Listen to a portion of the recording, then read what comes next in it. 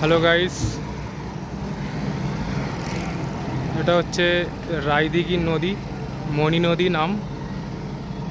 তো আমি আজ মাছ কিনতে এসেছিলাম, মাছটা তোমাদের দেখানো হয়নি। এইটা আমাদের জেটি ঘাটা, মানে যেখানে মাছের ট্রলার পড়ার নামে। আর এটা মাছ বাজার, যেটা এই সবুজ গ্রিন কালারের যে ত্রিপল দেখা যাচ্ছে। আজকের যেহেতু কি পূজাটার নাম ভুলে গেলাম, দশকর্মা পূজা না কি বলে, বেশ আজকে পান্তা খেতে হয়, মানে আজ উনুন জ্বালতে নেই। যার জন্য আজ মাছ বাজারে একটু মাছের দামটা কম পেয়েছি। আর মাছ বাজারটা অতটা বসেনি, নাহলে এখন প্রচুর সবসময় ভিড়ভাড় থাকে।